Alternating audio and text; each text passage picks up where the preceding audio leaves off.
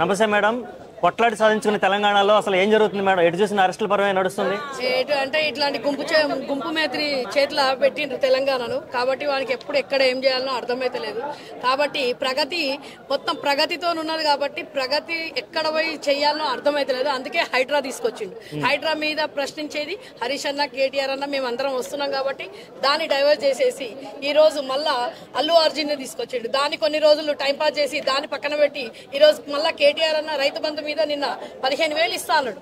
గుంపు మేస్త్రి 12,000 తీసుకొని వచ్చిండు. ఆ 12,000 మైండ్ డైవర్ట్ చేయడానికి తెలంగాణ ప్రజలను అందరినీ ఈ రోజు రైతులందరూ ధర్నా చేసే పరిస్థితిలో ఉండే. కానీ ఈ రోజు కేటీఆర్ అన్న ఇష్యూ తీసుకొచ్చి కోర్టులో కేసు నడుస్తుంటే ఎట్లాంటి అంటే వీని రెడ్డి పాలన అనేది అర్థమైపోయింది. ఈడ ప్రజలకు రెడ్డి పాలననే ఉన్నది. రెడ్డి పాలన ఉన్నది కాబట్టే ఈ రోజు న్యాయాన్ని కూడా అన్యాయాన్ని కూడా అమ్మేసి ఈ రోజు రెడ్డి పాలన వింటున్నాడు. కేటీఆర్ అన్నను 45 నిమిషాలు అక్కడ ఎందుకు ఆపిండ్రు? వచ్చిండు కదా, వచ్చినప్పుడు లోపలికి తీసుకుపోయే దమ్ము రేవంత్ రెడ్డికి లేదు. ఒక అడ్వకేట్ ను, ఒక రాజ్యాంగబద్ధంగా ఒక అడ్వకేట్ ను తీసుకుపోయి సపోర్ట్ తీసుకుపోయేది ఉన్నది, ప్రతి ఒక్క పౌరునికి ఉన్నది. ఈ రోజు 10 సంవత్సరాలు అయినా మినిస్టర్ ఉండే అయిన తర్వాత కూడా తను తీసుకొని ఎందుకు పోయిందంటే మన లగచర్యలో అన్యాయంగా మాట్లాడండి ఎమ్మెల్యే మీద సృష్టించారు పోలీసు వాళ్ళు. కాబట్టి సపోర్ట్ కు అడ్వకేట్ ను తీసుకొని పోయిండు. అడ్వకేట్ ను రానియకుండా బయట 45 నిమిషాలు నిలబెట్టిందంటే ఈ రోజు రేవంత్ రెడ్డి పాలన ఎట్లా నడుస్తుందో యావత్ ప్రపంచానికి మొత్తం భారతదేశానికి తెలిసింది. రెడ్డి పాలన ఉన్నది కాబట్టి కేటీఆర్ అన్నని లోపల తీసుకుపోయే ప్రశ్నించే దమ్ము తెలంగాణ ప్రభుత్వం ఈ రోజు తెలంగాణ ప్రభుత్వంగా రేవంత్ రెడ్డి ప్రభుత్వం నడుస్తుంది. అంటే టార్గెట్ ఏంటంటారు ఇప్పుడు కేటీఆర్ గారు? టార్గెట్ ఏంటంటే తెలంగాణలో ప్రజలను మళ్లించారు. రైతులు అడుగుతారు కాబట్టి రైతులు ధర్నాలు చేస్తారు. రైతులు వీడు ఎట్లయితే తొండలు ఇడుస్తాం పాములు ఇడుస్తాం అని ఎట్లయితే అన్నాడు అదే పాములు తొండలు తీసుకొని వస్తారేమో రైతులు అని ఈ రోజు కేటీఆర్ అన్నను అక్కడ నిలబెట్టిండు. అంత అసలు కేటీఆర్ అన్న రాకపోతే ఇట్లాంటి పనులు చేయాలి. వచ్చి 45 నిమిషాలు నిలబడ్డాడు. మర్యాద ఇస్తాడు కాబట్టి తెలంగాణ రాజ్యాంగానికి భారత రాజ్యాంగానికి మర్యాద ఇచ్చిండు కాబట్టి అక్కడ వచ్చి నిలబడ్డాడు. ఎందుకు లేదు రేవంత్ రెడ్డికి దమ్ము లోపల తీసుకుపోయే ప్రశ్నించేది. ఈ రోజు ఈడీ మళ్ళీ బోడీ అందరు కలిసి మళ్ళీ రేవంత్ రెడ్డి గులాంగిరి చేస్తున్నారు.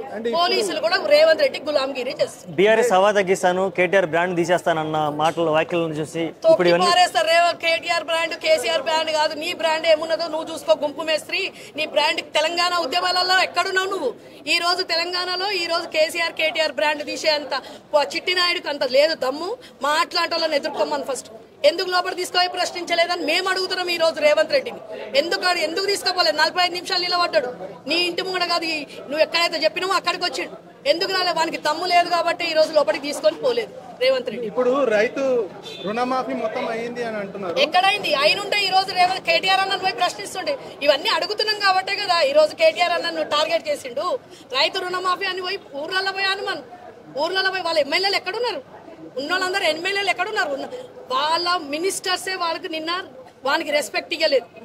నిన్న మీరు మీడియా కాబట్టి మీకు చెప్తున్నా, అది మళ్ళీ మార్క్ చూపిస్తున్నారు. అంటే వీనికే 4 మంత్రులు రెస్పెక్ట్ ఇవ్వకపోతే మాట్లాంటి ప్రజలము మేము బీఆర్ఎస్ లో దమ్మెత్తుకొని అంటే గల్ల ఎగరేసుకొని చెప్పేది ఏంటంటే ప్రగతి పదంలో తీసుకుపోయిన పాప కేసీఆర్ సైనికులు మేమెందుకు ఇస్తాము, కేటీఆర్ అన్న ఎందుకు ఇస్తాడు? వానికి మర్యాద అనేది లేదు. వానికి అసలు ఆ సీఎం పదవికే అంటారు కదా వాల్యూ లేకుండా చేసిండు. శాఖల విస్తరణ చేయకుండా కేసీఆర్ వచ్చిన తర్వాతనే సీఎం పదవికి వాల్యూ ఉంటుంది. శాఖల విస్తరణ చేయకుండా అన్ని ఆయన చేతుల్లో పెట్టుకోవడానికి కారణం ఏంటంటారు? ఏంది శాఖల విస్తరణ చేయకుండా? శాఖల విస్తరణ వాడే కదా గుంపు మేస్త్రి అన్ని హోమ్ మినిస్టరే ఆడైనప్పుడు వానికి హోమ్ మినిస్టర్ లేరు, విద్యాశాఖ. ఈ రోజు వానికి టార్గెట్ చేయమని చెప్పండి. 52 మంది గురుకులాలలో పిల్లలు చనిపోయారు. దాని మీద టార్గెట్ చెయ్యి. వాళ్ళ ఇంటికి అల్లు అర్జున్ ది కేసులో ఒక లేడీ చనిపోతే ఇంత అది చేసినావు. ఇంతమంది 52 మంది బీసీ అంటే అంటారు కదా అంటే గరీబ్ వాళ్ళు చచ్చిపోయిన వాళ్ళకి ఏమన్నా ఇచ్చిండా? ఇప్పటి వరకు ఆ పిల్లల వాళ్ళ ఫ్యామిలీకి పోయి ఏమన్నా ఇచ్చిండా?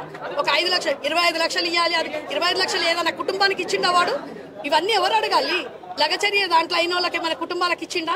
ఈ రోజు హైడ్రాలో 7,000 మంది ఇండ్లు కూలగొట్టిండ్రు. అవన్నిటికీ నష్టపరిహారం ఇచ్చిన గుంపు మేస్త్రి నువ్వు. ఈ రోజు కేటీఆర్ అన్న టార్గెట్ ఎందుకు చేస్తారా? వానికి చాతగాన అసమర్థత పాలన కాబట్టే ఈ రోజు కేటీఆర్ అన్నను దమ్మున్న మొగోడు కాబట్టే ఆయన ఎదుర్కోలేకపోతున్నాడు గుంపు మేస్త్రి. ఇప్పుడు టీఎస్ నుంచి టీజీకి మార్చినారు. దానికి కొన్ని వేల కోట్లు ఖర్చు పెట్టిండు. అది 1000 ఖర్చు కాలేదు. అన్ని 100 కోట్లకే పోయినాయి. అన్ని వాని బ్యాగ్లకే పోయినాయి. టీఎస్ టీజీ అని అంటున్నారు చూడు, ఇవన్నీ ఒట్టి పిచ్చి మాటలు. ప్రజలను ఎన్నైతే అవుతాయో అన్ని వాని గుంపులో వాని మీద దాంట్లో ఈ రోజు హైడ్రా దాని మీద 1,50,000 కోట్లు అంటుండు. ఎక్కడ పోతున్నాయి అవన్నీ? శవాల మీద చేస్తాడా వీడు? ఇవన్నీ వదిలిపెట్టేసి కేటీఆర్ అన్న ఎందుకు చేస్తున్నాడు?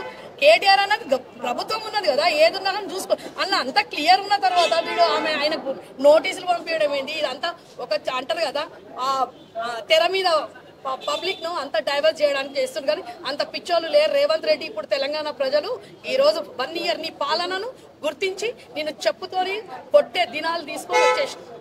Okay, thank you.